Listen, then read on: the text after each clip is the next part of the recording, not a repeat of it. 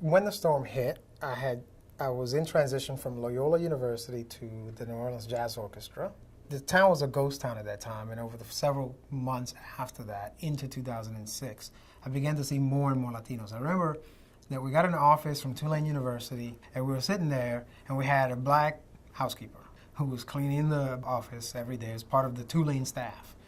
And one day, it was a Latina who didn't speak English, which totally shocked me because working in this town for the past 20-something years, I never saw that. And I started driving around and checking it out and started noticing that she was part of many, many other folks that were showing up in town in great numbers. So all of that started to get my curiosity about, well, I have these abilities to help with nonprofit organizations. Which ones can I help? I couldn't find any Latino ones that I wanted to help. And so I thought, well, maybe there's a need for one. So we just put a list out? Is that what we do? And say who sign up? And maybe have people sign up and then kind of at least designate.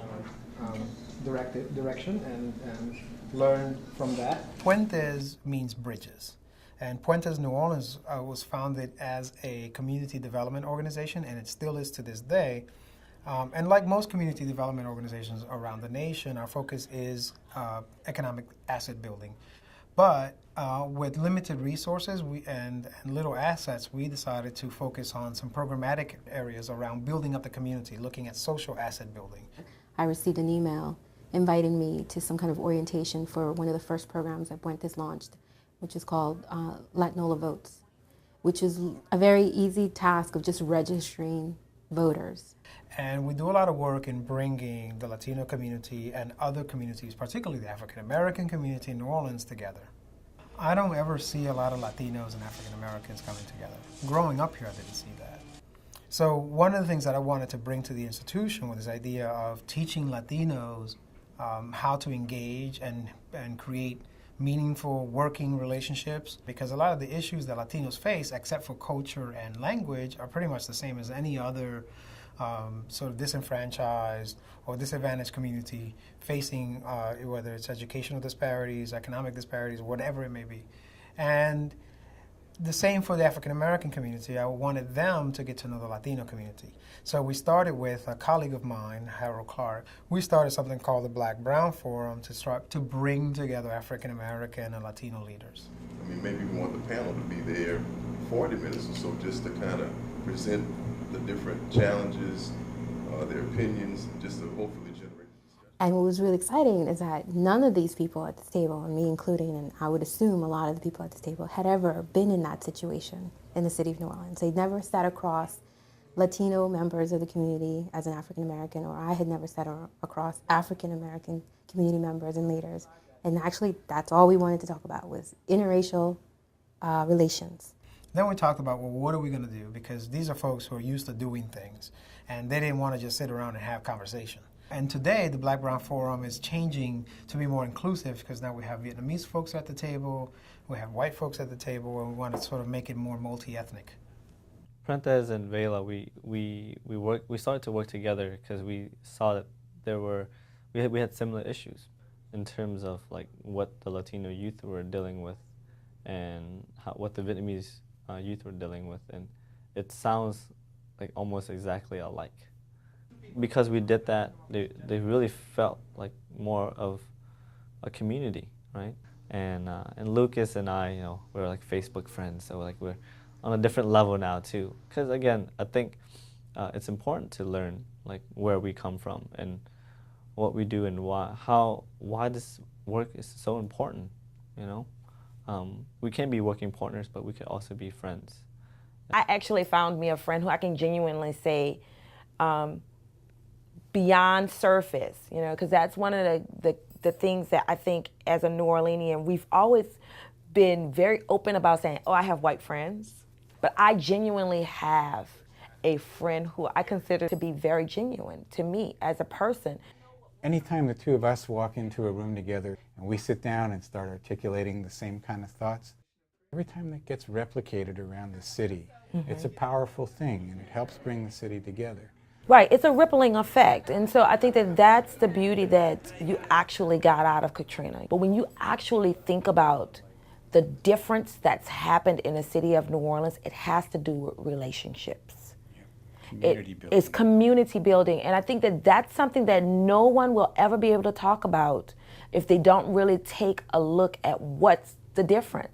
If you are a community leader, then you realized either whether you went through Katrina or whether you came in after Katrina, right?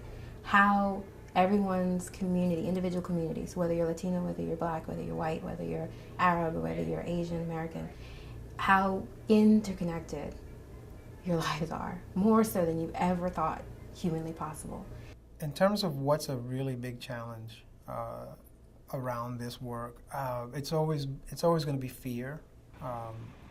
Working with people's prejudice is very difficult. Whenever I get on the radio, I always get a couple of callers that speak from fear and prejudice. Beyond that, if you can get past the fear, then the second biggest challenge is trying to envision what the change looks like, because that's really hard. It's really hard to see beyond what we know, and it's really hard to have people then look at what could it be like if you saw things differently.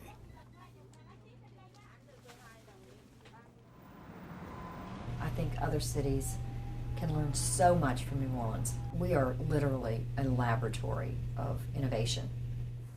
I think other cities could learn you really can trust the citizens. If you provide the citizens with the information and the opportunity, they'll come up with something great.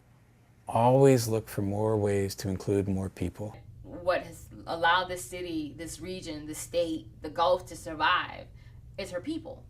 It's the strength of her people. And they can't ever forget that. They can't ever forget that the citizens that they serve must be tended to and must be involved. They can't ever forget that without the citizens, what are you trying to save? We've come to a point now in the 5 years that we've been working since Katrina that we have a lot to celebrate. And so the anniversary is about that. It's about acknowledging what we've been able to accomplish and celebrating that. Other cities can learn that residents and neighbors are first responders. It's better to make a decision with informed participants from the community than not. Make sure that young people are included, because it's going to be our future. In many environments, we've created government to be this bureaucracy that is almost in the shape of a Greek god, when in actuality, we are all sitting on Mount Olympus, making decisions for ourselves. What NPN has learned is we don't have the answers. You do. 5 years after Katrina, we're able to build towards a community that works with government and demands accountability from government. I agree. The post-disaster work of these innovative New Orleans residents has laid the foundation for a more open society, one in which an informed, engaged, and empowered civic body has emerged. In a way, I feel like we just started, but it has been 5 years, and we are vibrant. We are back. I see New Orleans being an international city. I also see it as free of fear. And so I want to see New Orleans eventually become that city that no longer has any fears, that has met its potential. We will have a population that is growing leaps and bounds with the energy of immigrants and African Americans coming back in here to be entrepreneurs and succeed. 5 years ago, at one of our first board meetings, when I gathered up a group of friends and said, "Can you be my board?" and we tried to get this thing off the ground, they said, "Well, where are we going to be in 5 years?" And I said, 5 years? We're not going to be around in 5 years. And now here we are, 5 years later, so strong, and looking at the next 5 years. 10 years from now, the city will be 300 years old. And so as one of America's oldest cities, we are also one of America's oldest neighborhood cities.